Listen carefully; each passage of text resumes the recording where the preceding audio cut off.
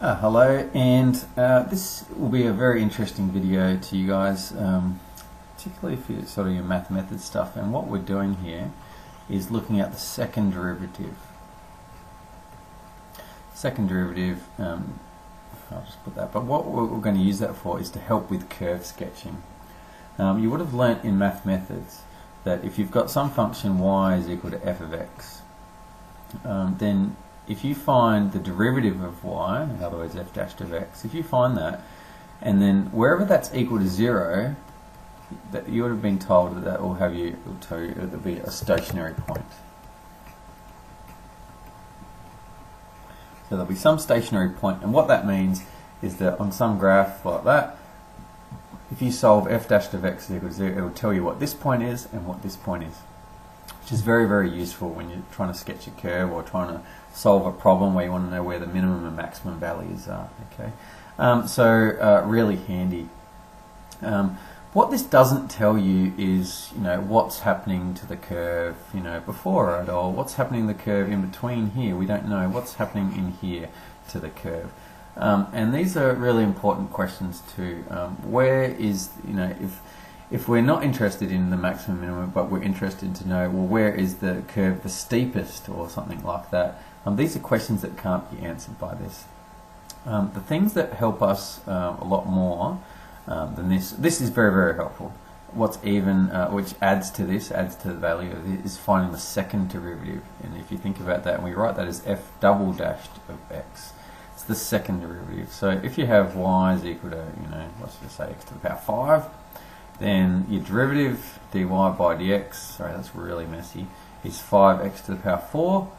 And your second derivative, which you can either write that as f double dashed, or if you're using Leibniz notation, is d squared y on dx squared. If you're the next derivative, 4 times 5, so it's 20x cubed. So that's your second derivative. You can also write this f double dash of x is 20x cubed. So we're just taking the derivative again. Now if you think about what does this mean, remember, dy by dx tells you the gradient. Okay? In other words, it's the change in y over the change change in x. Okay? That's what dy by dx means. So, what does the next derivative, what we're looking at now is the derivative of dy by dx. What that means is the change of gradient with respect to x. In other words, how is the gradient changing? And so if you think about that, and let me draw another graph, what is happening to the graph? And I'll draw a similar sort of graph like that. What is happening to the graph here? And I'll just go to red pen and have a look at this. In other words, what's happening to the gradient here? Well, here, the gradient's really steep here, but it's getting less and less and less. Can you see how it's getting smaller in time? It's really steep, but it's getting less steep as it goes up to here. So here, the second derivative, I'll just write that, the second derivative will be less than 0. In other words, it's getting smaller. It's getting smaller and smaller and smaller. It gets to this point here, and it turns around. What's happening to the second derivative in this sort of area here? Well, it's at 0 here, the gradient is 0 there, but it's becoming a negative gradient in here, so it's getting negative and negative and negative. I'll just go up to here, okay? And it's becoming smaller and smaller in there. So in this little section here, it's still less than 0. And in fact, this whole section here, between here and here, it's getting less than 0, it's getting smaller and smaller. It's positive here, so it might be 2 there, and 1 there, and half there. It hits 0 there, the gradient, and then it starts going, so it might be negative half, and then negative 2, and it gets to this point. Now it gets to this point and stops changing. And then it stops changing and then starts getting bigger. Here you've got a large negative slope, but it starts getting bigger and bigger and bigger, and it works its way up to 0. So there's 0 again, your gradient's equal to 0.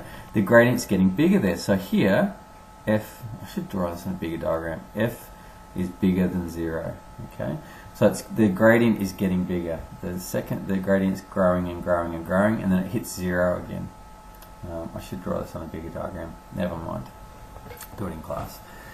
And so what's important here is that f double, and it's getting bigger and bigger and bigger up until some point here. And it's growing and growing, getting bigger and bigger, and then it stops growing and then goes back the other way again. It's going less and less and less. It's quite positive here, less positive, hits 0, and then it gets smaller and smaller and smaller. It's going in the negative direction. I don't know whether I've drawn that. We'll not worry about that because I don't know what I mean there. So the important points here are where it where it stops growing in one direction and goes in the other direction. Here it's getting bigger and bigger and bigger and bigger and bigger. It stops changing and then starts getting smaller and smaller again. And at those points, that point and that point, we call those points of inflection. And those points is where there is no change in the gradient at that point. And so f double dash of x is equal to 0 at those points of inflection.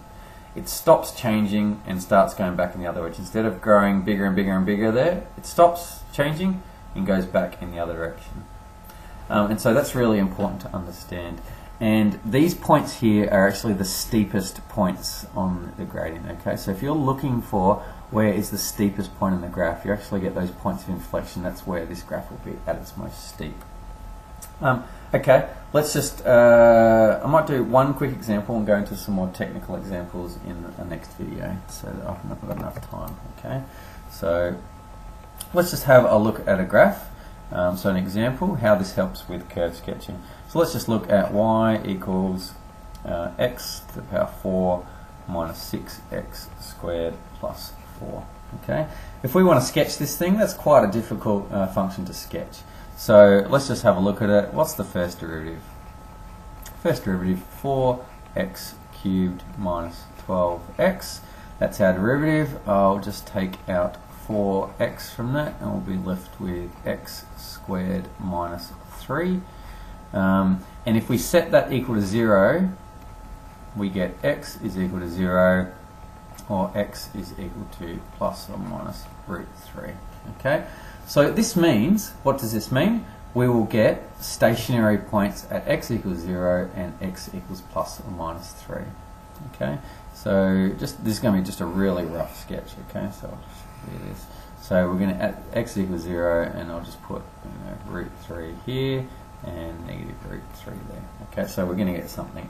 At this stage, should we find out what the coordinates of those are? Sure, let's do that. If x equals 0, then y is equal to 0 and minus 0 is going to be 4. So we're going to have some point 4 up here where you're going to have either a maximum or minimum. At root 3, I shouldn't have done this question. Root 3 squared is 3. That's 9 minus 18. So that's negative 9 plus 4 is negative 5. So you're going to have some points down here at negative 5.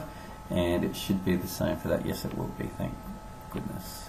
So we've got some some stationary points there. Now, let's find the second derivative. I was going to do it another way, but let's find the second derivative. Okay, d squared y over dx squared. Second derivative, you just take the derivative again. 3 times 4, so that's 12x squared minus 12. Where is that equal to 0?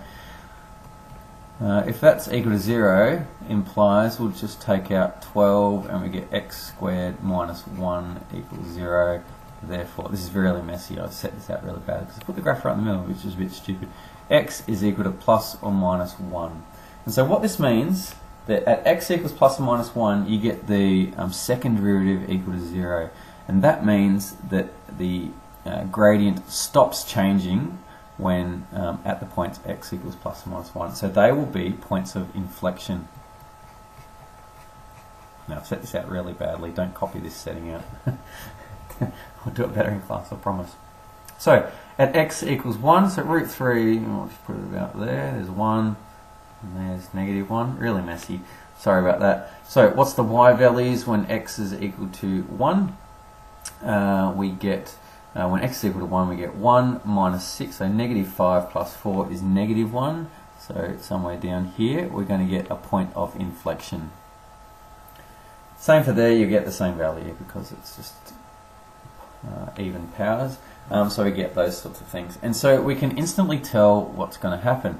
The graph must look something like there. We're going to get a minimum that comes up. That's really badly drawn. It's hard on the tablet that I've got. I apologise. And it goes a minimum, sorry, it'll be like that. So it'll go up something like that. And so these help us. So can you see here?